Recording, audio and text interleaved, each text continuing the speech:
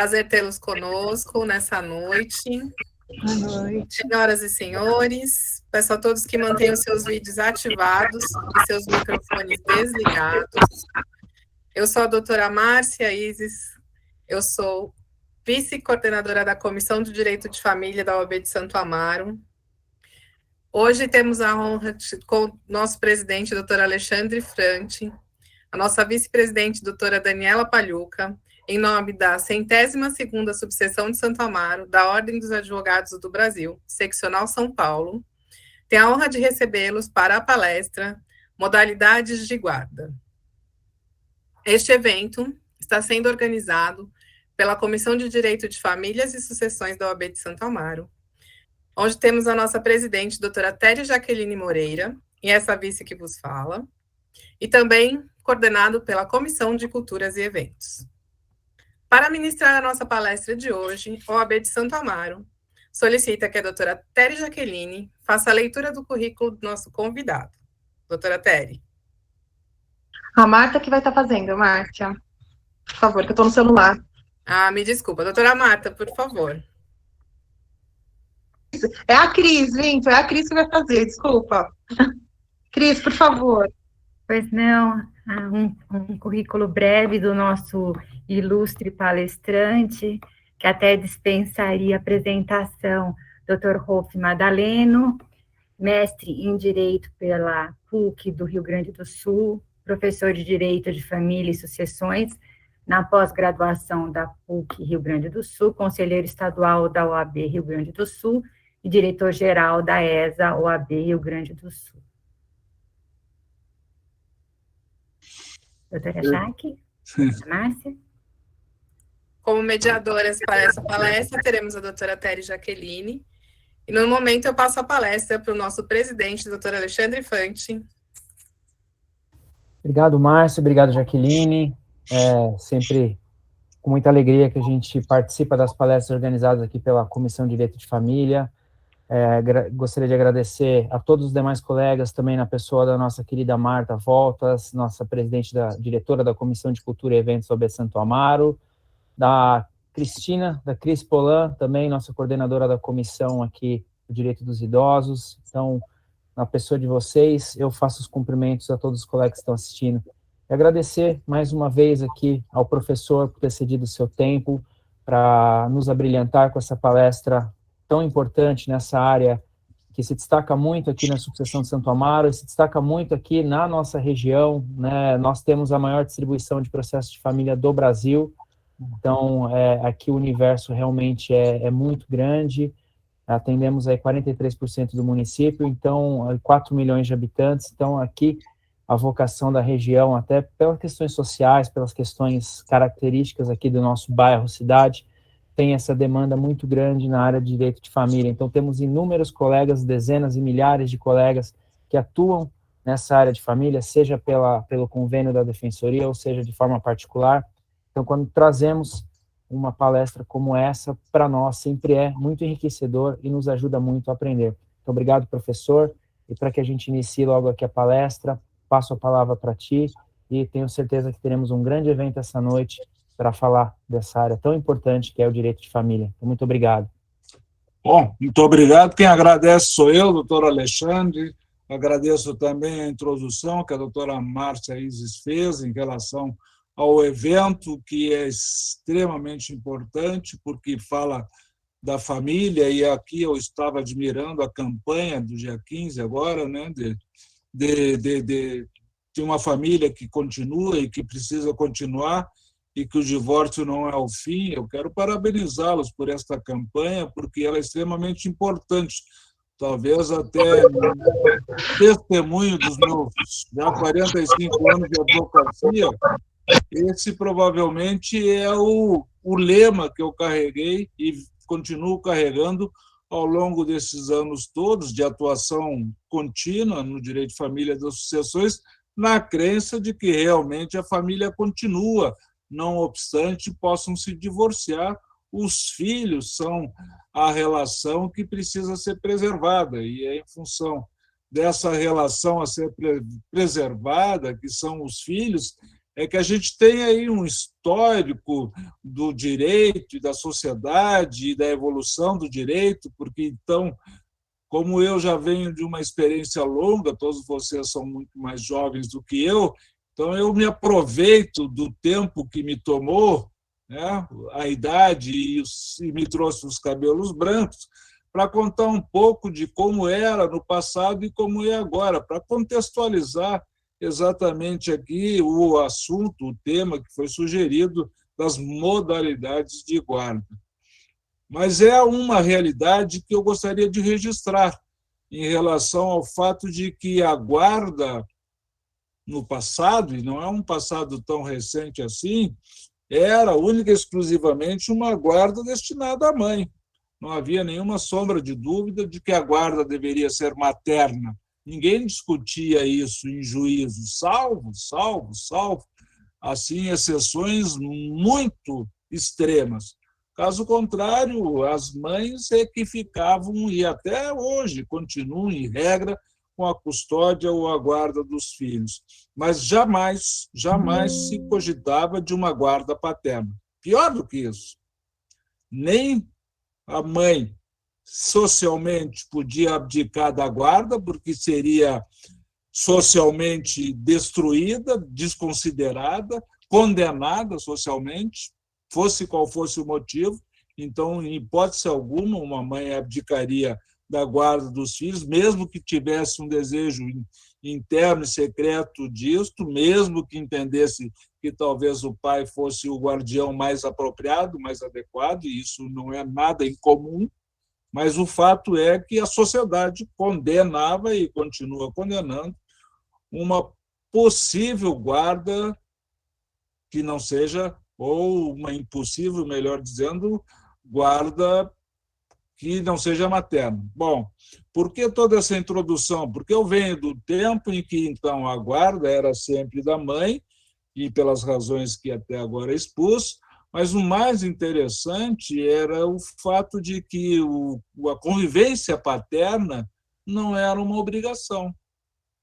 A convivência paterna era uma faculdade que o pai tinha de querer ou não conviver com seus filhos. Nem é conviver, porque conviver é uma palavra moderna, uma palavra atual, uma expressão dos dias de hoje que condena a expressão do passado. A expressão do passado era o direito de visitar, mas não era um direito de visitar do filho, era um direito de visitar ou uma faculdade que os pais tinham de quererem ou não visitarem os seus filhos. Então, se a gente olha para trás, e esse passado não é muito distante, a gente pode culturalmente desenvolver uma ideia mais segura de como é difícil, mesmo nos dias de hoje, que nós, brasileiros, e nós, latinos, de um modo geral, como para nós é difícil aceitar uma guarda que não seja materna.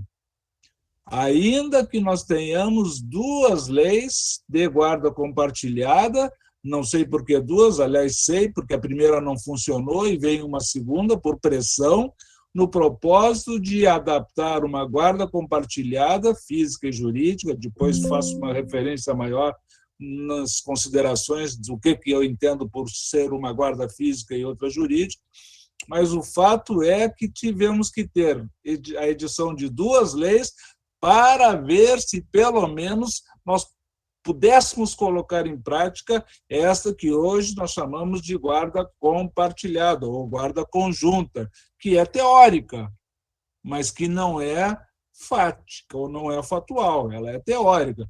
Tanto é que todos os nossos acordos, em regra, e todas as decisões judiciais começam com esta referência de que a guarda é compartilhada, mas a residência de referência será materna. Quando eu digo que a residência de referência será materna, eu estou dizendo que, culturalmente, nós ainda continuamos defendendo uma guarda preferencialmente, se não obrigatoriamente, materna, com as exceções da custódia paterna. Mas isso decorre desse histórico aí que fiz brevemente, talvez até cansando vocês, trazendo uma coisa do passado, mas uma coisa do passado que explica por que o presente parece que nunca vai mudar. E não sei se vai mudar. Não obstante, eu fale do Brasil, o que eu estou dizendo aqui é a realidade de quase todos os outros países ocidentais. Não tem lá muita diferença do Brasil para os países que nós consideramos mais avançados do que o nosso. Não tem também muita diferença para os países que têm leis de compartilhamento de guarda muito anteriores à nossa, porque sabem vocês, no Brasil, apesar de ter 2 leis,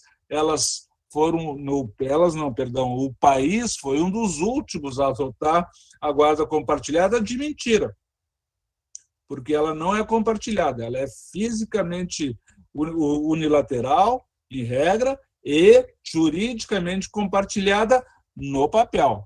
Não sei se no mundo fático, mas como o assunto aqui diz respeito às modalidades de guarda, vocês então me convidam para voltar para o passado.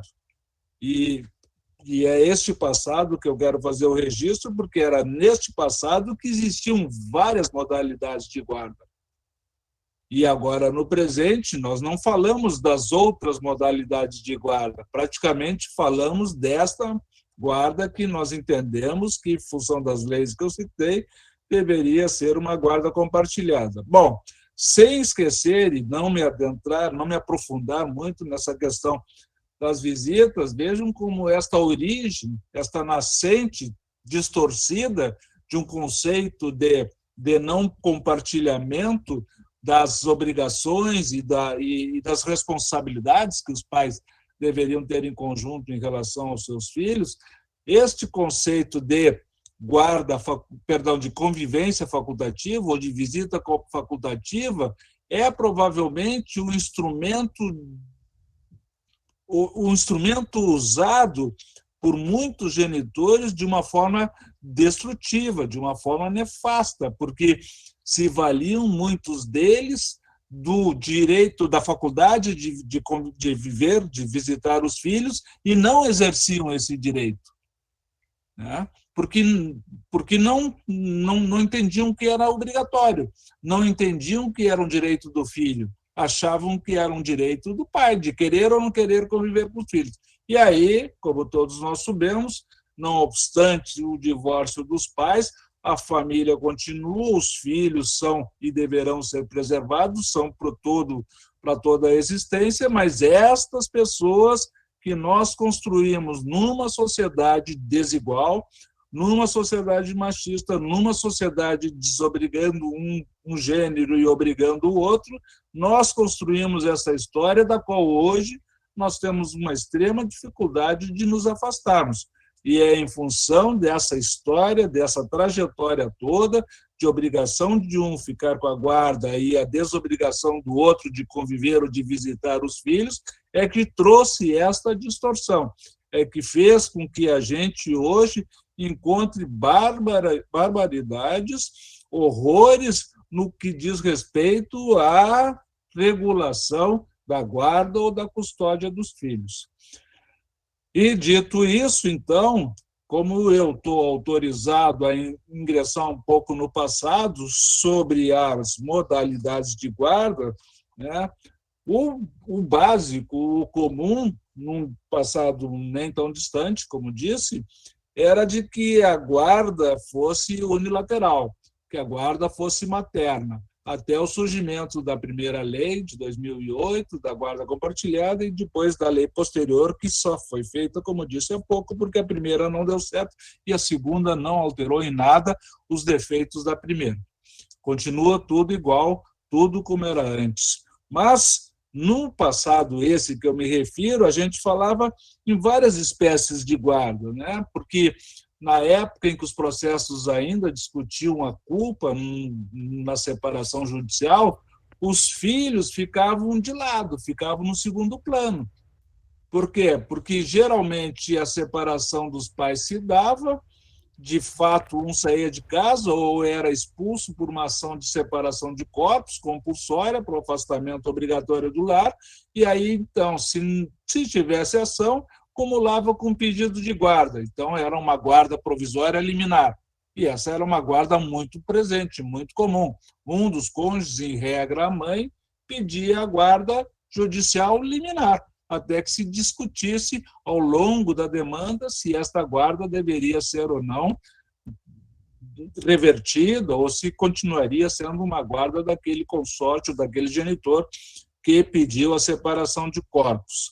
Bom, esta guarda, que era, então, uma guarda liminar, podia ser antecedida de uma guarda de fato, uma guarda fática, que era exatamente uma separação acontecida entre o casal, sem o envolvimento do judiciário, sem a existência de qualquer processo judicial ou extrajudicial, e simplesmente uma separação de fato já gerava, uma guarda materna natural, que era uma guarda de fato. Então, nós tínhamos a guarda de fato, nós tínhamos a guarda cautelar ou a guarda liminar, e nós tínhamos a guarda definitiva, que era a guarda concedida depois de uma longa discussão judicial. E essa guarda definitiva não era diferente dos dias de hoje, em regra, era sempre concedida para a mãe, salvo, sabem todos vocês, estou sendo redundante, salvo que a mãe não reunisse condições morais ou psicológicas ou psíquicas que a autorizassem ou que a considerassem como sendo a genitora. Ou seja, se a mãe fosse prostituta, não perdia a guarda, porque ela não se prostituía na frente dos filhos. Se a mãe fosse uma pessoa mentalmente perturbada, ela poderia perder a guarda dos filhos, porque poderia colocar os filhos em risco. Mas toda e qualquer outra situação em que a mãe, por exemplo, fosse culpada pelo fim do casamento ou da união estável, não perdia a guarda. Nem acho que deveria perder a guarda.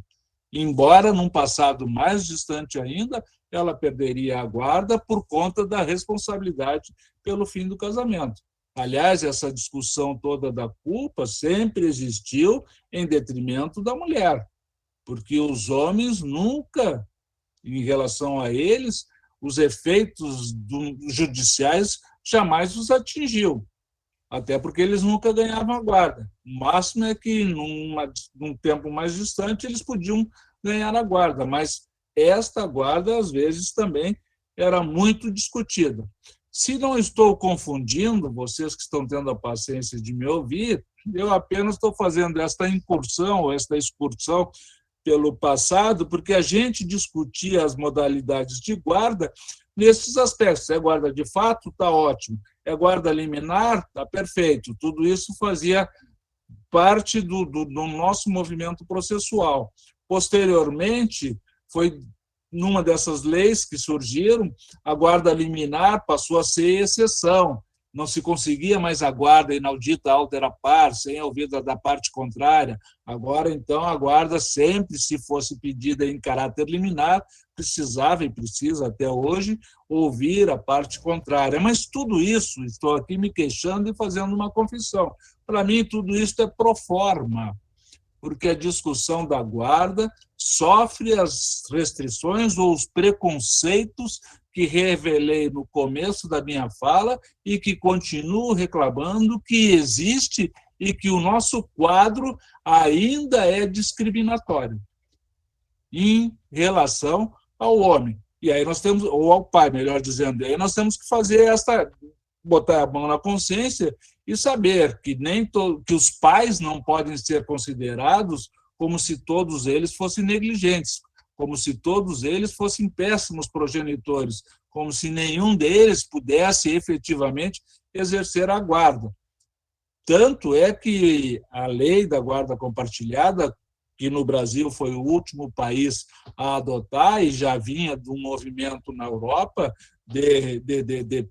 em prol da adoção da guarda compartilhada, todos esses países tiveram antes grandes e profundas discussões acerca de como se daria a guarda compartilhada, né? Então, deixando de lado assim esta guarda compartilhada, quando surgiu entre nós em 2008, muitos de nós confundimos a guarda compartilhada com a guarda alternada.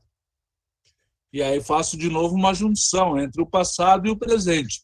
O presente nós falamos em guarda compartilhada, mas logo no comecinho falamos ou comparamos a guarda compartilhada com a guarda alternada, que era um instituto muito comum no nosso direito. Por quê? Porque quem no passado pedia guarda alternada estava, no fundo, pensando que a guarda alternada era uma guarda compartilhada. Porque guarda alternada, no meu modo de pensar, é alternar o tempo de permanência dos filhos com um e com o outro genitor. Então, aqueles que no começo foram lá, né, nos foros e reivindicaram uma guarda compartilhada, achavam que estavam reivindicando uma guarda alternada.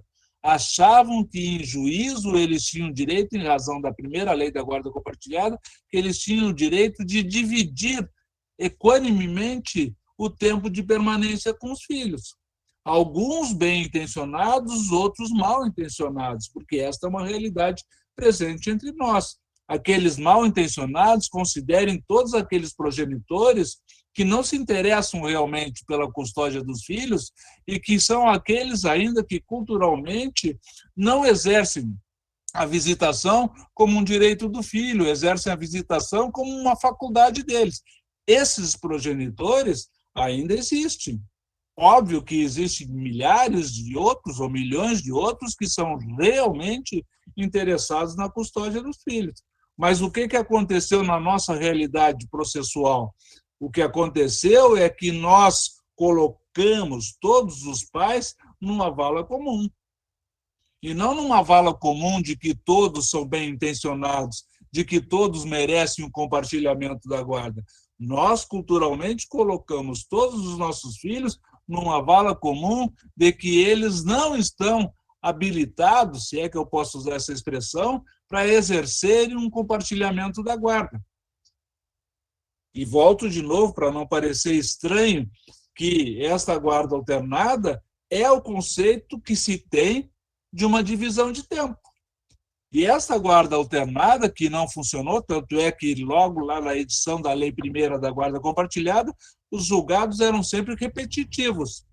Não cabe a guarda alternada que não se confunde com a guarda compartilhada, mas se confunde sim, porque se eu puxar para os dias de hoje a guarda essa compartilhada, o que ela representa, eu vou fazer essa divisão, que é a divisão de guarda compartilhada física e de guarda compartilhada jurídica, ou sendo mais explícito, o que é a guarda compartilhada física? É a divisão de tempo de permanência dos filhos com cada um dos progenitores, de todas as modalidades que vocês podem bem, né, entender ou desenvolver.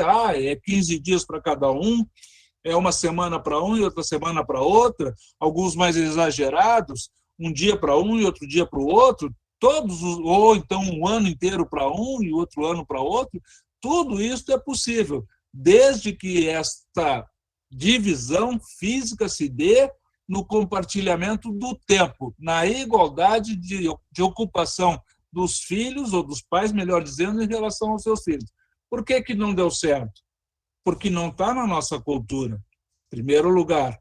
Segundo lugar, a guarda, então, não está na nossa cultura, porque a guarda, em regra, deve ser materna, ou a residência de referência deve e tem sido, em regra, materna. Bom, segundo lugar, por que não deu certo? Não deu certo porque os filhos viram filhos pêndulos ou filhos mochila, dependendo lá da expressão que vocês preferirem. Os filhos estão um dia na casa de um e na casa do outro. Acho honestamente que isso não é bom para os filhos, porque os filhos perdem a referência da residência deles. Não sabem se naquele dia estarão na casa da mãe ou na casa do pai, etc. E tal. E aí aproveito para incluir um gancho, que é também aquela guarda em que se falava, eu acho que a expressão era essa, de aninhamento, né? Era exatamente aquela guarda proposta no sentido de que, e mais exposta ainda, quando surgiu a lei da guarda compartilhada, o aninhamento sugeria, bom, os filhos ficam na mesma casa, mas os pais se revezam. Isso é praticamente impossível de colocar, né, em prática, desculpe a redundância. Por quê? Porque precisam ter genitores com recursos excepcionais, com condições financeiras hábeis para que um pai se desloque por 15 dias, quem sabe, para a casa dos filhos, depois o outro vem para esta mesma casa e assim por diante. Então, significa dizer que tem que ter 3 moradias, a moradia da mãe, a moradia do pai e a moradia dos filhos, e eles vão se revezando nessas moradias. Então, esta era a guarda chamada de aninhamento. Então, a nossa mentalidade, a nossa imaginação é a mais longe possível, é a mais frutífera possível, né? Tanto é que também nós, no passado, tínhamos a chamada guarda para fins previdenciários, que foi depois abolida, que era o único propósito de manter, de assegurar o recebimento de algum benefício previdenciário em função de eu estar com a custódia dos filhos que ainda são dependentes. Então, de repente, uma avó pedia a guarda previdenciária dos filhos para poder, então, gerar o benefício do INSS. Então, essas guardas todas, elas foram desaparecendo.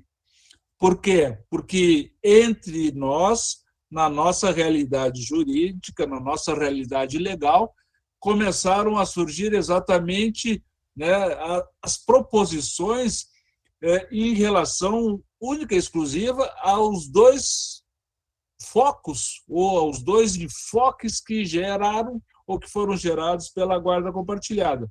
Volto, então, exatamente a esta noção. O que é a guarda compartilhada? Bom, guarda compartilhada não é a guarda de fato, não é a guarda comum, não é a guarda de aninhamento, não é a guarda alternada, porque guarda alternada é sinônimo de guarda física, não é guarda previdenciária e não é qualquer uma das modalidades que a gente conhecia a respeito da guarda. Hoje, a guarda, para nós, só tem um viés, o viés da guarda compartilhada. Mas o viés da guarda compartilhada, em realidade, ele se bifurca. Por quê? Porque tem a guarda física, que já disse antes, é a divisão igualitária do tempo, ou a mais igualitária possível divisão do tempo, e a guarda jurídica. A guarda jurídica é nada mais, nada menos do que o exercício do poder familiar. Não sei se seria até uma ousadia da minha parte dizer que nós não precisávamos de lei nenhuma para estabelecer essa guarda compartilhada que nos engana. Porque essa guarda compartilhada que nós vivenciamos, essa guarda compartilhada que nós exercemos aqui no nosso país, e não é diferente nos outros países, é uma guarda compartilhada de efeito inútil, de zero efeito, de enganação. É quase como uma fake news de uma guarda que, em realidade, não existe, porque nós continuamos exercendo na prática, e se nós nos aprofundarmos no detalhamento do que representa a guarda, nós continuamos exercendo o que sempre exercemos, de uma guarda unilateral, com direito de visitas que mudou de nome. Então, hoje, o direito de visitas é um direito de convivência. Por que trocou de nome? Porque visita é para parente, é para terceiro, para amigos, e convivência é a obrigação constitucionalmente prevista que tem os pais de conviverem com seus filhos para que os seus filhos não sejam afetivamente abandonados e nem intelectualmente ou fisicamente abandonados. Porque os filhos é que têm direito à convivência dos pais, é um direito dos filhos e não um direito dos pais. Nisso nós avançamos, porque nós agora não entendemos e nem interpretamos mais de que o direito de visitas, que é uma expressão que nós temos que abandonar, em definitivo, né, é um pecado falar em direito de visitas, porque visita é para parente e é para amigo. Os filhos são os titulares do direito de convivência. Os filhos é que precisam da presença dos pais, mesmo que os pais estejam separados. Mesmo que a guarda seja de referência da mãe, o pai tem a obrigação, a benefício do filho, para que o filho cresça rígido, mental e fisicamente, o pai tem a obrigação não só dos alimentos, mas também desta convivência, porque a alma também precisa ser alimentada. Não é apenas o estômago que se alimenta da presença do pai. Então, este conceito, ele só foi mudado de uns tempos para cá, e vejam aqui duras penas. Foi mudado desta concepção de visita ser uma faculdade, foi mudado porque nós começamos a promover no nosso país ações de indenização por abandono afetivo. E essas ações de indenização por abandono afetivo mexeram um pouco com o receio desses distanciados genitores de serem punidos por nunca terem se interessado pela vida dos filhos, porque foram instruídos a olhar a vida deles com os filhos como uma faculdade, que a obrigação sempre seria da mãe. A mãe é que teria a obrigação de criar e educar os filhos, que são comuns. E, sendo comuns, é obrigação de ambos, e os filhos precisam desta carga, desta informação genética de ambos os pais, de ambos os genitores. Então, ao fazer essas referências, assim, é um histórico apenas, né, entre o passado e o presente, nós mudamos os nomes, mas não mudamos o comportamento. E aí é que talvez esteja o nosso desafio de todos nós. Como é que nós vamos fazer para que esta guarda dita compartilhada seja de fato e de direito compartilhada? Porque este compartilhamento que eu quero aqui ressaltar não é um compartilhamento de tempo, porque nós não temos necessidade de dividir igualitariamente o tempo dos filhos. É muito mais importante a qualidade da convivência do que o tempo desta convivência. Não adianta botar um filho 15 dias sentado no sofá da casa da mãe, sem nenhum diálogo, sem nenhuma interação, abandonado, não fisicamente porque está próximo, mas intelectualmente abandonado, psicologicamente abandonado. Isso não serve para nada, e o exemplo na casa do pai seria exatamente o mesmo. Então, às vezes, a qualidade dessa convivência pode ser num tempo mais reduzido, mas desde que haja qualidade, desde que haja a cooperação de ambos os genitores. Não é à toa que nós tentamos trazer, por exemplo, a regulação da guarda compartilhada para o Brasil. Não é à toa que nós desenvolvemos nas nossas lides, nas nossas atividades processuais, um número ou um sem número de ações de alienação parental, né?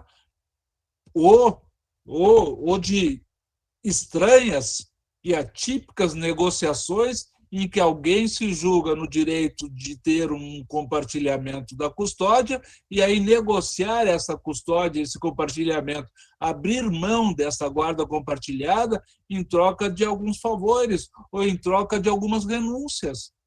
Essa realidade, se eu contei para vocês o meu passado profissionalmente, meu passado profissional era esse, era discutir culpa no processo de separação, era assegurar a guarda materna, assegurar os alimentos dos filhos, que eram pagos em regra pelo pai, e essa era a minha rotina.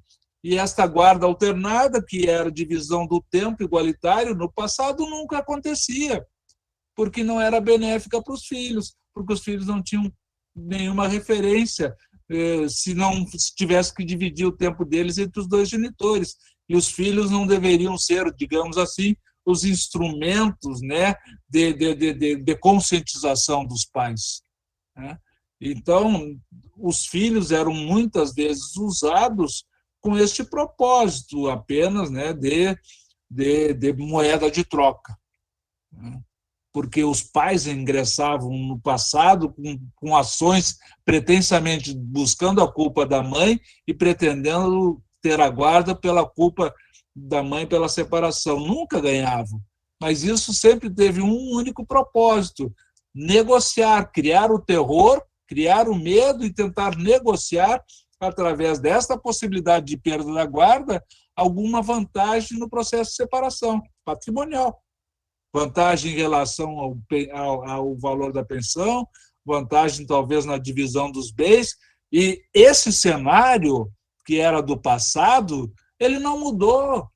Nós ainda vamos encontrar nessas discussões judiciais de guarda compartilhada os mesmos escusos propósitos, tanto da mãe quanto do pai. Tanto da mãe, quando ela pratica alienação, nos casos em que é ela que pratica alienação, quanto do pai, nos casos em que ele tenta negociar, abdicando desta guarda compartilhada, fisicamente falando, para, em troca disso, não pagar pensão, pagar menos pensão, acreditando que a divisão do tempo faz com que ele só gaste com os filhos quando os filhos estão na posse dele, e que a mãe, então, gaste com os filhos quando os filhos estão nos 15 dias com ela, esquecendo que a mãe não tem renda, ou esquecendo que a renda da mãe é 3 vezes inferior à renda do pai, mas tudo isso vira moeda de troca. Nós vamos aos foros discutir essas questões, né? Como se isso fosse pontos, ou se fossem pontos de negociação, né? Como se os outros aspectos que eu destaquei aqui por cima, por alto, não tivessem uma influência direta na decisão a respeito dos filhos. Claro que, depois de tantos anos, a primeira lei da guarda compartilhada, se não me falha a memória, de 2008, claro que a gente já aprendeu, claro que a gente já teve uma pavimentação desta estrada, e os abusos que se praticavam no passado já são abusos que não mais se praticam com tanta intensidade no presente, mas ainda tem os aventureiros que veem as varas de família para tentar praticar ou para tentar extrair algum tipo de vantagem na negociação da guarda. E o que eu quero dizer com isso?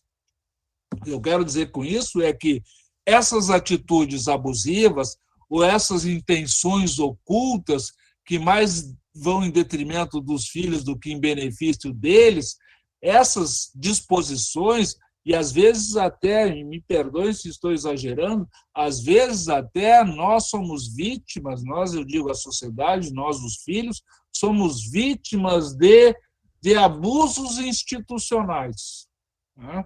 Me refiro, às vezes, aqui a situações em que há uma discussão em termos de guarda e por orientação equivocada dos julgadores, às vezes são feitas pressões, ou pressões que são feitas não são respeitadas, não são afastadas, não são juridicamente afastadas, e que elas acabam, então, influenciando negativamente na custódia dos filhos. Me refiro, por exemplo, à questão alimentar, né? Se não há cooperação judicial para desvendar a efetiva renda ou a renda mais próxima do devedor dos alimentos, e eu deixo o genitor que tem a custódia dos filhos com uma renda alimentar irrisória, irrelevante, claro que eu, institucionalmente, ao negar esses caminhos probatórios do genitor que está exercendo a guarda, eu estou aqui, consciente ou inconscientemente, praticando um abuso ou uma violência institucional, né? Porque deixo a parte mais fragilizada, que, em regra e socialmente, tem o dever de cuidar dos filhos, de estar com a custódia dos filhos, eu deixo esse genitor numa situação de vulnerabilidade, né? Ou como, por exemplo, numa outra situação em que eu quero a guarda do meu filho, que é materno, que eu quero de volta, porque a mãe entrou com uma ação de revisão de alimentos, porque descobriu que ele sonegava rendas que agora, então, apareceram. E aí, então, ele resolve investir na retomada da guarda do filho, fazendo denúncias, por exemplo, no Conselho Tutelar, falsas denúncias, usando-se, valendo do Conselho Tutelar, e o Conselho Tutelar ou o próprio Judiciário não se dão conta desses movimentos escusos, abusivos, e que, então, acaba esta pessoa se valendo do instrumento da instituição para se prevalecer e forçar, né, a desistência desta ação de majoração de alimentos, ou para forçar digamos assim, a guarda de alguém que não consegue enfrentar nas mesmas proporções, até porque financeiramente não tem o mesmo equilíbrio monetário, acaba desistindo de defender os filhos. Aí a sociedade reclama a defesa intransigente desta genitora, e qualquer cochilo dessa genitora acaba sendo mal interpretada, porque a nossa cultura não perdoa a guardiã mãe ou mulher. Bom, se exagerei nas minhas argumentações, boto os pés no chão e volto aqui à questão da guarda compartilhada, porque eu acho que ela ainda tem alguns desdobramentos que cabem fazer referência no pouco tempo que acredito que ainda me reste, e na pouca paciência que imagino que vocês já estejam de estar aqui me ouvindo, né, tanto tempo. Mas qual é a função da guarda compartilhada nos dias atuais, né? A função da guarda compartilhada era exatamente essa, né, de que se buscasse um equilíbrio no sentido de que os filhos, então, pudessem usufruir da companhia de ambos os genitores, e que ambos os genitores fossem reais colaboradores desta aproximação, desta interação, porque vocês mesmos, na campanha de que a família continua, exatamente estão desenvolvendo este tema, qual seja, né, os pais podem ter lá as dissensões que tenham, mas os filhos precisam ser preservados disso. Todos nós, e esse é o propósito, e essa é a campanha, estamos aqui tentando conscientizar aos pais de que eles realmente preservem os seus filhos. E essa preservação é esta nossa luta angustiante, porque o que nós constatamos nos tribunais é que essa preservação, os pais não têm regra em relação aos seus filhos, porque os seus filhos são instrumento de disputa, de ressentimento, de feridas que não cicatrizam nunca. E alguns desses pais pouco se importam se os filhos estão sofrendo, pouco se importam se os filhos são vítimas de uma alienação ou vítimas de um abandono. Às vezes pensam até que podem lá no futuro consertar esses abandonos, esses desvios, essas cargas emocionais que eles botam sobre as costas dos nossos filhos. Mas e exclusivamente estão preocupados com o destino e com os direitos e com a vida afetiva deles que está frustrada, né? De um casamento que talvez um deles não quisesse terminar. E aí, então, fica cobrando do outro todas as mazelas que ele está sofrendo por conta de uma separação que para ele era indesejada. E aí, então, isso tem um preço, como sempre teve, né? O preço da ameaça da perda da custódia, o preço da ameaça de ficar sem dinheiro, o preço da ameaça de estar sempre sofrendo algum tipo de ação, o peso da ameaça das ações de prestação de contas. Sempre esta parte mais vulnerável é aquela que também fica com o maior número de encargos. E a nossa realidade aqui, em relação à guarda compartilhada, é que nós não temos, infelizmente, uma noção muito clara, eu digo a sociedade, de um modo geral, não tem uma noção muito clara de como se desenvolve essa guarda compartilhada, juridicamente falando, ou como se desenvolve esta guarda compartilhada, que, em realidade, é apenas o direito que têm todos os pais de exercerem o poder familiar. Quando nós compartilhamos a guarda, abstraindo a divisão do tempo, que nem sempre é salutar, a guarda compartilhada jurídica, essa tinha que ser obrigatória. Essa não precisava de lei. Lembram que eu disse que nós não precisávamos de lei da guarda compartilhada? Não precisávamos, porque o poder familiar já está regulamentado no Código Civil. Vocês vão encontrar 5 artigos no Código Civil dizendo que quando os pais se separam ou dissolvem uma união estável, eles não perdem o poder familiar sobre os filhos. Não perde na letra da lei. Perde na prática dioturna. Por quê? Porque esta chamada hoje residência de referência materna fecha as portas para o outro progenitor, que gostaria, falo daquele, que é a grande maioria, que gostaria de conviver com seus filhos. Mas as portas se fecham, porque compartilhar juridicamente a guarda é trocar informações a respeito dos filhos. É ambos os genitores se doarem para o crescimento físico e psíquico da prole. Mas isso não acontece. Filhos viram propriedade de um e não obrigação de dois.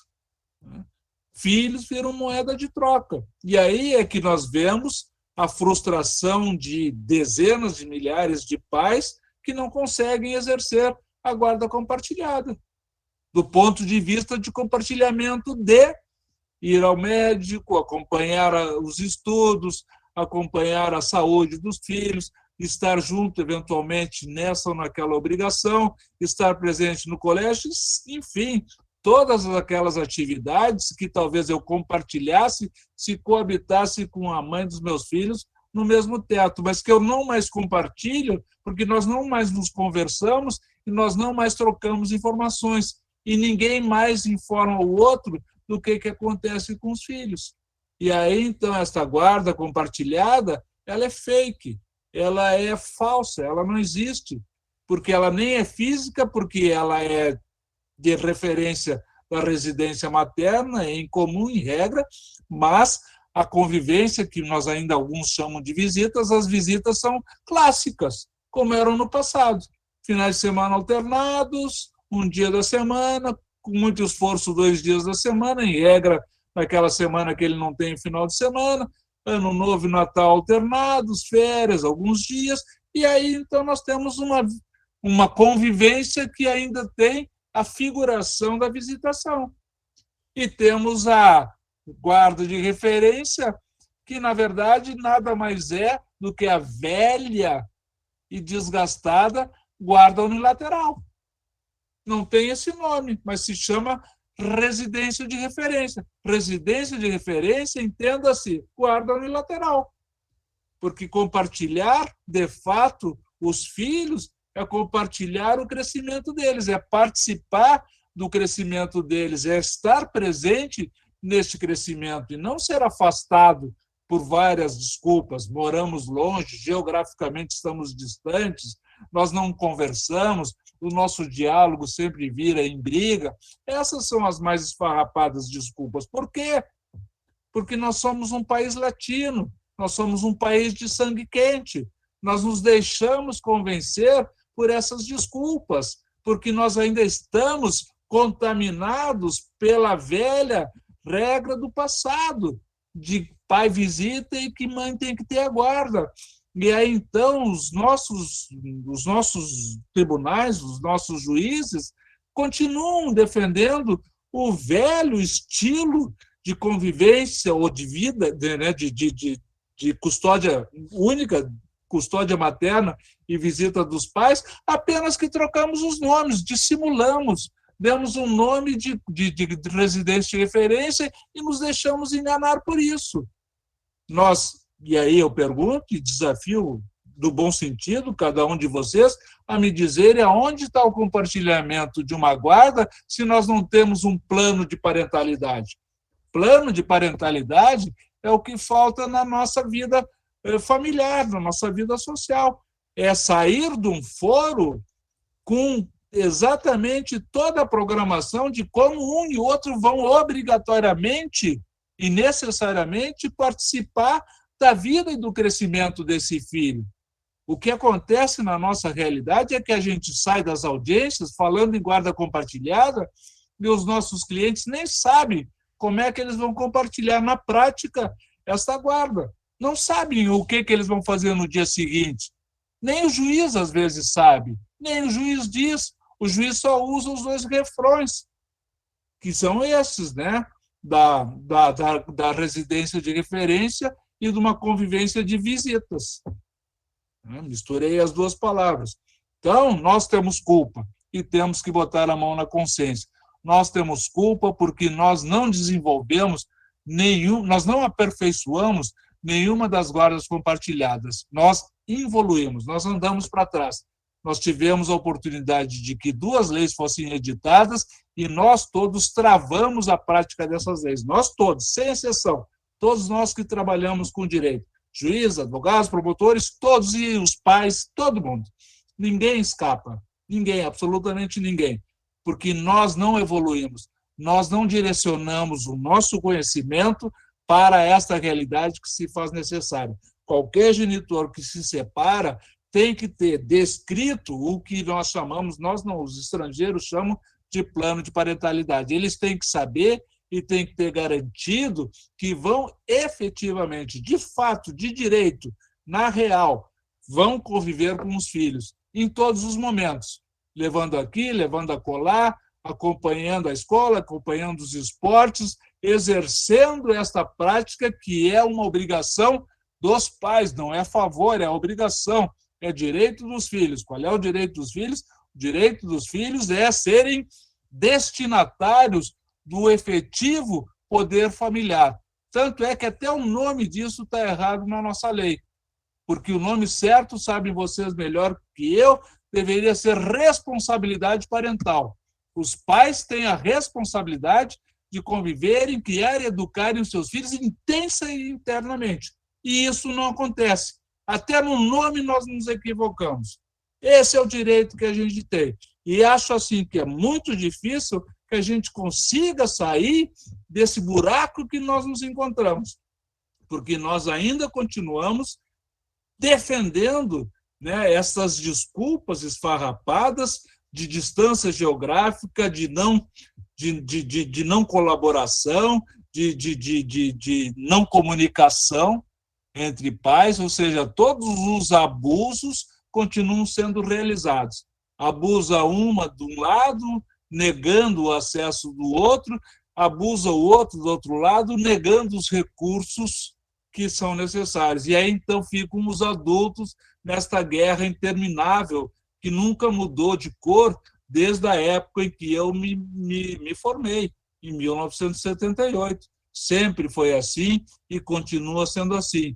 Eu não vejo, nunca vi, e tenho dificuldade de encontrar o efetivo exercício da guarda compartilhada no compartilhamento da responsabilidade parental. E aqui, então, já encaminhando para a conclusão. Em primeiro lugar, nós temos que saber e sair de um foro sabendo o que significa esse compartilhamento, quais são as nossas obrigações, quais são as nossas responsabilidades, como é que nós vamos exercer essas responsabilidades. Ninguém me disse, ninguém me ensinou, ninguém me orientou, só me disseram que a residência seria de referência da mãe, em regra, e que o pai teria um direito de conviver, entre aspas, porque ele não está convivendo, ele está visitando quando deixam ele visitar. E nada acontece em relação a isso. Então, essa seria a primeira grande mudança a ser feita, pois, como disse, infelizmente, nós somos um país de sangue quente, porque os países de sangue frio que adotaram a guarda compartilhada com o compartilhamento da responsabilidade parental, lá as consequências são terríveis se a pessoa não obedece à obrigação que tem de conviver com o filho. Se o outro boicota ou obstrui o direito o exercício da responsabilidade parental do outro genitor, as consequências são terríveis, inclusive com a troca da custódia. E aqui, então, basta vocês verem as ações de alienação parental, que não deixa de ser uma maneira de excluir o outro, que já é excluído naturalmente pela nossa cultura jurídica e pela nossa cultura social. A alienação parental apenas reforça essa exclusão, né? Dá ares, quase que diria assim, de sadismo dessa exclusão. E aí, então, quando esse sadismo todo, que pode chegar ao ápice das falsas memórias, das acusações falsas do abuso sexual, que é inverídico, mesmo nessas hipóteses extremas, vocês façam um apanhado das decisões judiciais, não trocam a guarda, não substituem, mantém a custódia do abusador, mantém a custódia do alienador. Então, nos falta consciência, nos falta conhecimento, nos falta atitude, nos falta tudo. Nós não temos nada. Mais do que isso, e termino agradecendo e peço perdão se me passei ou abusei da paciência e do tempo de vocês. Mas nós não temos absolutamente nada. Nós não temos nem consciência segura do que nós estamos reivindicando. E aí, então, se nós não mudarmos a nossa maneira de ser e de proceder, infelizmente, as grandes vítimas, todos vocês sabem, continuarão sendo os nossos filhos, que crescem temerosos, inseguros e, pior do que isso, repetindo o que a gente fez. Para mim, isso é muito triste. Para a nossa sociedade, isso é caótico. Aí, então, quem sabe, nós deveríamos todos repetir isso que vocês estão fazendo. Essa campanha que está aqui em desenvolvimento na comarca de vocês é uma campanha que deveria ser estendida para o país todo, de conscientização de que a família só poderá continuar firme e rígida se nós, adultos, deixarmos de agir como crianças que somos, agindo em relação à irresponsabilidade que temos em relação aos nossos filhos.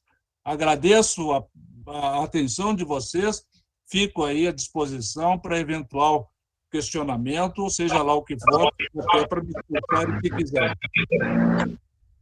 Dr. Rolf, gostaria muito de agradecer. Está me ouvindo? Eu queria muito te agradecer, assim, nós iniciamos essa campanha no domingo, né, que foi no Dia Internacional da Família, e como o doutor colocou, né, como conscientização, né, então, assim, foi a primeira palestra, né, que teve, porque a gente sabia que você ia saber dar conta do recado certinho, ia conseguir, faz parte, né, que nem a responsabilidade parental, isso realmente precisa, né, não é a guarda compartilhada na teoria. Jaque, seu áudio está com problema.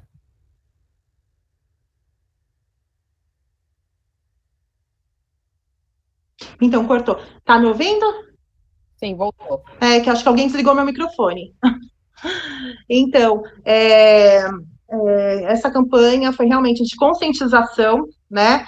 Então, que nem eu falei, nós lançamos ela no domingo, no Dia Internacional da Família, né? E quando a gente convidou tudo, até pensando também na palestra, a gente falou, nossa, o Dr. Rolf vai dar conta do recado, né? O tema dele tem tudo a ver com a nossa campanha, e com certeza, eu tenho certeza que ele vai apoiar até a nossa causa, né? Então, assim, a família, as pessoas, os pais também, eles faltam mesmo a responsabilidade parental, né? Como o senhor colocou bem, né? Que os pais têm que parar de agir como crianças, né? E tem que ser responsáveis, né? Saber que acabou o relacionamento, mas a relação com os filhos continua, né? Exatamente, então, não tem que haver esse abismo, né, entre o pai e a mãe e os filhos no meio desse abismo, né? Acho que a imagem, ela diz tudo, esse abismo que existem no divórcio não tem que existir. A gente, como militante na área de família, a gente vê a importância de uma conscientização e até mesmo do judiciário, do juiz e dos promotores para acabar com esse fim de visita. Pai não visita, pai convive, e a guarda compartilhada tem que ser mais estendida. Tem que existir um plano realmente para a guarda compartilhada, né, Jaque? A arte foi desenvolvida por uma pessoa da nossa comissão, que é membro da nossa comissão, a Dariane, né? Ela é psicóloga, ela é advogada, e assim, realmente, quando termina o relacionamento, porque sempre fica com a mãe, né? Tem que acabar isso, porque só a guarda tem que ser unilateral, né? Sempre. Então a gente precisa quebrar isso. O pai tem sim que participar, né? Das obrigações, das responsabilidades do dia a dia da criança, né? Por que só a mãe? Né? Então, a criança, assim, eu acho que tem que ter um mínimo de contato, assim, de diálogo entre as partes, né? Então, essa campanha realmente veio para conscientizar. E eu acho que um dos temas, assim, que mais importantes mesmo que agora entra é a modalidade de guarda, né? Onde acho que até o doutor conseguiu expor realmente muitas coisas, né? Até da nossa campanha. E é o nosso objetivo mesmo, de conscientização. Né? Falou tudo, traduziu tudo que a gente vem tentando passar, né? Que nem nós estamos desenvolvendo, então a gente quer fazer um trabalho bem legal, né? E temos certeza que estamos no caminho certo, né? Já começamos com um palestrante ótimo. Então, muito obrigado, espero não tê-lo decepcionado.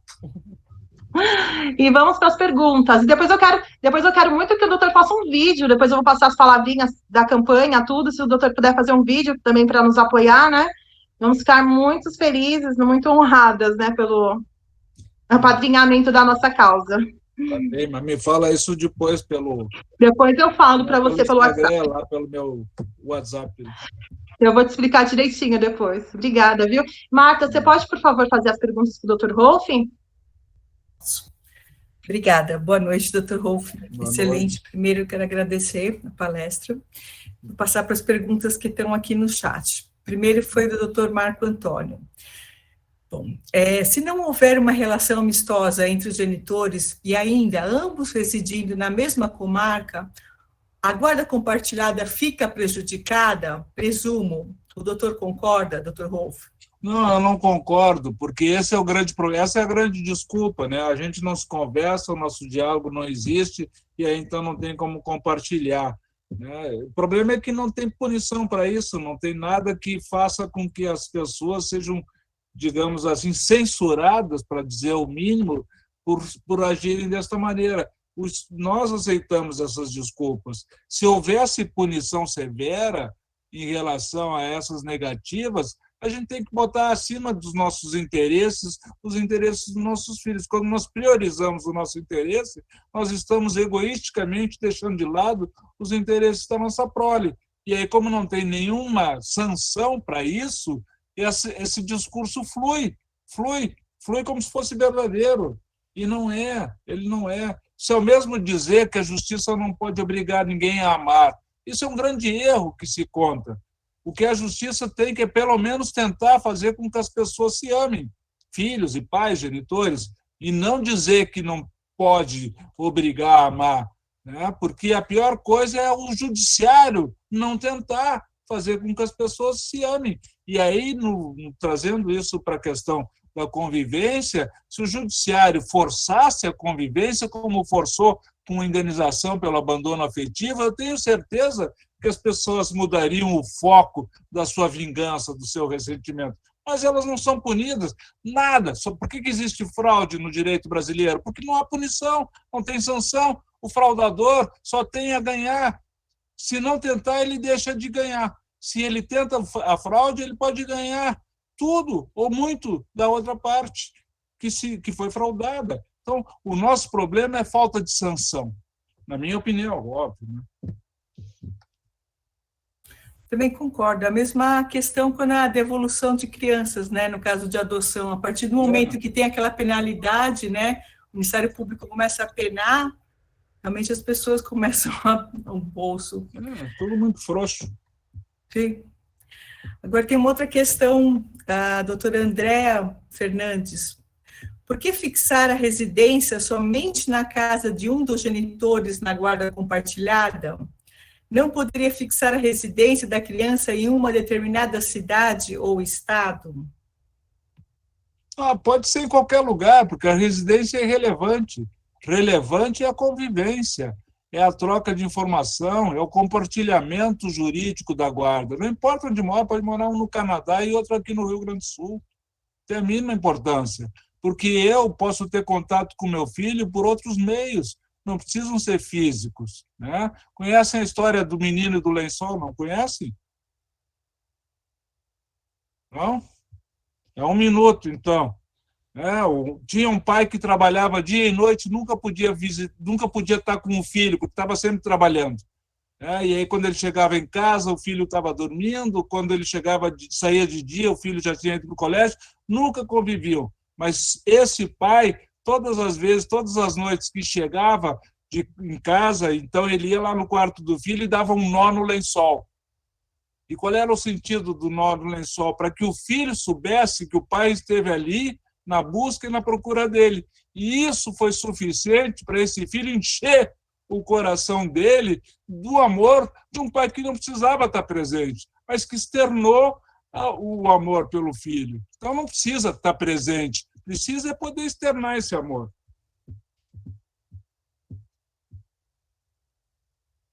Bonito isso, viu? E real. Às vezes tem essa questão até do abandono afetivo, né? A pessoa, o pai e a mãe estão presentes lá, mas realmente não estão presentes, né? Quer dizer, o computador ligado, televisão ligada, mas não estão, né? E realmente o pai, né? E tem uma questão aqui da doutora Eliane, né? Eu acho que deve ser até na nossa campanha, né? Boa noite. Como o professor entende que poderíamos levar essa questão ao judiciário? Não sei se a doutora Eliane está presente e quer se manifestar. Poderíamos levar essa questão ao judiciário, magistrados e serventuários? É isso a questão? É da campanha? Não sei se ela está aí presente. Eu acho que a teoria da água mole em pedra dura, né? Tanto bate até que fura. Tem que insistir, tem que falar em plano de parentalidade, tem que insistir peticionando, tem que vencer as frustrações, tem que conviver com as frustrações, tem que reiterar. Olha, eu tenho vários exemplos na minha vida que eu fui desacreditado, por exemplo, na teoria da desconsideração da personalidade jurídica. Quando eu trouxe essa ideia, eu fui vergastado, fui humilhado, fui contestado, né? Fiz isso em 92 e foi consagrado no CPC, a desconsideração inversa da personalidade jurídica, em 2015. Ou seja, é água mole em pedra dura, levou, do 98, 23 anos para ser consolidado, alimentos compensatórios, separação de fato, né? Tem várias situações. Agora, retomo o julgamento, né, da tributação da pensão alimentícia, que também, né, foi uma coisa, nós pagamos pensão alimentícia que foi tributada durante anos e anos, 40 anos, e agora, então, retoma, dia 27, o Supremo Tribunal Federal retoma o julgamento do 6-0, vocês devem estar acompanhando esses fatos. Então, é água mole em pedra dura, tem que acreditar no que diz e tem que investir no que se diz. As coisas não são fáceis, elas demoram muito, são muito difíceis, dá para desistir. Tem que perseverar. Doutora Eliane, quer se manifestar? Fazer a pergunta? Então, eu gostaria de só complementar. Boa noite a todos e parabenizar pela campanha. E a fala do professor é sempre especial, né, para todos nós. Realmente é uma aula assim, muito rica, né? Mas essa questão do planejamento, a gente já vem falando, né? É uma ideia nova, a gente já vem falando disso como alternativa, mas a gente precisa realmente de mais espaço para que isso seja fomentado, né?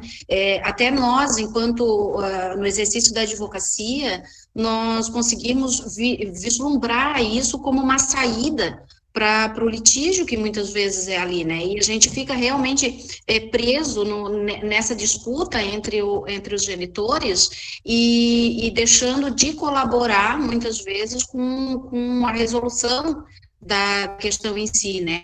E nós, enquanto advogados, a gente tem esse dever de ficar batendo, como o professor falou, né? Bater na pedra o tempo inteiro até que uma hora alguém leia, até que uma hora alguém ouça, né? Mas na questão estrutural, professor, a gente vê ainda muita dificuldade, né? Para os juízes, os eventuários, a gente tem muita dificuldade para ser ouvido, inclusive, né? Existe alguma coisa de conhecimento do professor em andamento, já pronto, vejo que esteja funcionando em algum lugar, em alguma comarca, relacionada a essa propositura desse projeto? Do plano de parentalidade? Isso. Não, eu tenho algumas notícias de pessoas que implementaram, né? Geralmente por acordo. Mas eu acho que isso começa com a nossa atuação. A nossa petição inicial que discute a guarda e que reivindica a guarda já tem que oferecer o plano de parentalidade. Eu tenho que sugerir eu tenho que sair dessa audiência sabendo como é que eu exercito a minha guarda compartilhada e não ignorante como saio dessas audiências. Infelizmente, eu não sei se existem juízes entre nós, mas os juízes são os que menos tempo têm para se inteirarem, né, do que representa o plano de parentalidade, né? Geralmente eles estão tão assoberbados de trabalho, e nós também, mas talvez eles muito mais do que nós, né, de que a gente tem que trazer isso pronto, insistir nisso, trabalhar nisso, recorrer sobre isso, porque a causa é humanitária, a causa está acima de todo e qualquer outro, né, comportamento. Mas eu não conheço, não, assim, não, só sei que na prática a gente vai insistindo, vai tentando, mas são só fragmentos ainda, né? Mas já está nos ouvidos das pessoas, né? Nós já falamos em plano de parentalidade. As leis não falaram disso. Tudo que muda no direito muda por iniciativa nossa, né? Por provocação nossa. E aí, então, eu tenho um histórico aí que eu posso dar: alimentos compensatórios, separação de fato, não tributação da pensão alimentícia, desconsideração da personalidade jurídica. Não me lembro agora de outras teses que desenvolvi e que só foram, com a insistência, que elas foram, né, sendo acolhidas pelo Poder Judiciário. Algumas mais rápidas, outras nem tanto. Obrigada, professor. Nada, eu que agradeço aí a oportunidade que me deu. Agora tem uma da doutora Simone. Eu acho que ela fez uma pergunta aqui no chat, mas acho que agora gostaria de se manifestar direto. Doutora Simone, pode falar? Quer falar? Então tem som. Está sem som. Está sem som. Muito obrigada pela participação, né? Muito obrigada pela excelente explanação, doutor Ralph. Muito obrigado, senhora. Quando o senhor disse sobre... Na verdade, a minha pergunta no chat seria outra, mas eu não quis deixar de me manifestar. Quando o senhor disse sobre insistir, sobre ser uma iniciativa nossa. Somos advogados e nem todos conhecemos ou participamos da oficina de parentalidade, a oficina de pais, que tem tanto para oferecer para nós como operadores do direito, né? Eu sou, além de advogada, eu sou mediadora, e eu tenho me apaixonado pelas formas alternativas de conflitos e estímulo da comunicação entre as partes. E nós temos esses recursos e nem sempre eles são apresentados. Gostaria também de parabenizar pela iniciativa da OAB nessa nova campanha, a fim de estimular as famílias, sejam elas vivendo sob o mesmo teto, ou sendo elas fora, mas sempre com foco no coração. Muito obrigada. Eu que agradeço. Muito obrigado, doutora Simone, por sua intervenção. E eu acho que essas iniciativas que a senhora referiu são um bom começo para a conscientização das pessoas. Lamentavelmente, nem todos os pais têm disposição para a conciliação, né, para o melhor para os filhos. Às vezes, a raiva, o ressentimento que eles carregam faz com que eles ignorem que os filhos deveriam ter a prioridade que não estão tendo. Inclusive, o senhor falou sobre a raiva. A raiva, lá na oficina, ensina a como trabalhar e detectar o motivo da raiva. Por que eu sinto raiva? Quando eu descubro por que eu sinto raiva, o que eu vou fazer com ela? E como eu estou exteriorizando a minha raiva? Então, esse é um bom começo, viu? A gente se entender, quando a gente se compreender, o caminho é mais fácil de ser seguido. Muito obrigada a todos. Nada, eu que agradeço. Doutora Marta, desculpe, eu posso fazer a pergunta que eu fiz? Pode. Senão até eu ia ler para você, se você quiser, fica à vontade. Eu gostaria de ouvir a opinião do doutor Madaleno sobre quando a genitora pede, por exemplo, a guarda alternada. A gente está acostumada com isso no consensual. Qual a sua opinião? Porque a gente não impõe amor, mas a mãe muitas vezes se sente num lugar de não saber mais o que fazer com... E aí até nós, como advogados, olhamos de uma maneira diferente e de uma certa forma machista sobre a mãe pedir que o pai fique com o menor, né, durante pelos 15 dias, né, por conta da guarda alternada. Qual a sua opinião? Eu acho que quando uma mãe tem que implorar para o pai conviver com os filhos, ela já está abrindo ali um espaço para ser tripudiado, infelizmente, né? Porque isso é uma coisa que deveria acontecer de forma espontânea. Um pai que não faz isso só vai para o judiciário, só vai para o litígio aqueles que são ressentidos, que usam os filhos para se vingar um do outro.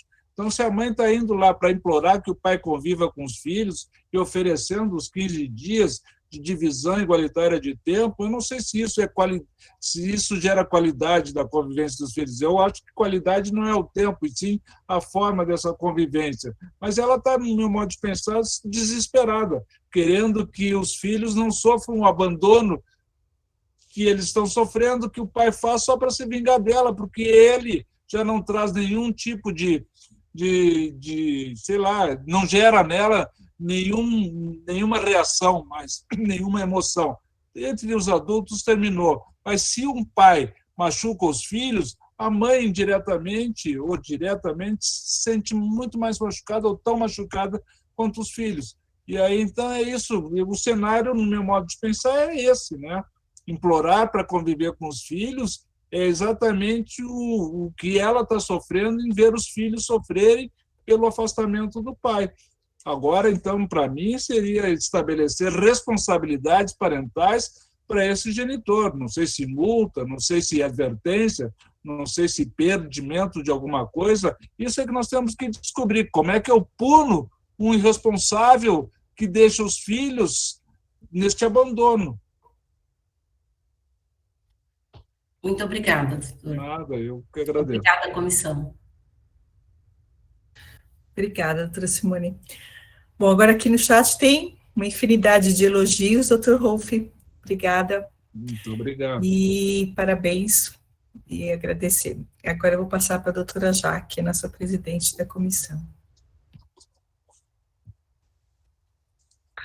Então, mais uma vez, eu venho agradecer, né, doutor Rolf, pelo tempo, né, que dispôs para a gente. Com certeza é um presente, aprender com o doutor, né, assim, é até gostoso, dá vontade de ficar aqui a noite inteira só ouvindo e nem falar, só ouvindo. Não, o doutor estava falando para escrever. Não, diga que o doutor estava falando. Então, assim, nós nos sentimos honrados, né, com a participação, né. Então, assim, muito obrigada pela sua participação hoje, né, pelo tempo disponibilizado pela comissão, para os advogados aqui de Santo Amaro. Temos uma advogada aqui do Sul também, a Mariana. Queria agradecer também a doutora Elisa, que é como presidente da comissão da Criança na Escola, né, Márcia? Isso. Que assumiu agora. A doutora Mônica Treu, também que está aí com a gente, chama aqui alguns nomes. Doutora Mariana Laureano, lá do Sul, que acho que é pertinho do doutor Rolf. E os advogados da comissão, muitos advogados aqui que participam do nosso Instagram também, da comissão. Então, continuem seguindo a gente, que participem da nossa campanha, que nos ajudem a desenvolver também, aceitamos sugestões, né? Então, queremos ampliar, não é só voltada para advogados, é para um pai, para uma mãe, né, para um membro de uma família, para os advogados, para o judiciário. Então, assim, que nem eu estava recentemente, ontem eu tive um processo, estava falando com um cliente, e a mãe até falou assim, foi colocado guarda compartilhada no divórcio. O pai trabalha todo final de semana e nem tem tempo, nem sabe nada. Aí eu falei, mas compartilhar são as decisões também. Dá para compartilhar ele trabalhando, pode compartilhar as decisões, saber como que tá, mandar uma mensagem, né, para criança, para tentar saber do dia a dia. Mas, infelizmente, assim, as pessoas fazem as coisas e não pensam, na hora assim, quero compartilhar, mas não sabem nem o que está fazendo, né? Então, que a gente possa, sim, conscientizar as pessoas, mostrar o que é uma guarda compartilhada também, né? E trazer os benefícios com essa campanha. Então, boa noite a todos, nós agradecemos a cada um, né, pelo tempo disponibilizado. Doutor Rolf, muito obrigada, né, pelo seu carinho, pelo seu conhecimento. Agradeço, se quiserem me acompanhar no Instagram, é @RolfMadaleno, ficaria muito feliz em contar com a presença de vocês e dizer que eu já estava devendo esse nosso encontro aí, que já era para ter acontecido há mais tempo. Muito obrigado. Mas tinha a hora certa para acontecer, viu, doutor Rolf? E estendemos o convite para que no segundo momento seja pessoalmente na nossa casa, né, Jaque? Tem que retomar para a nossa casa dele. Foi uma vez, acho que já tem uns 5, 6 anos na obra de Santo Amaro, né, doutor Rolf? Foi. Eu acho que faz isso aí. Então, mas tem que retomar agora presencial de novo, né? Será um prazer. Se depender da gente.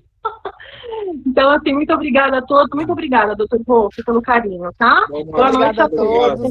Boa noite. Tchau, tchau. Boa noite. Boa noite. Boa noite, obrigada.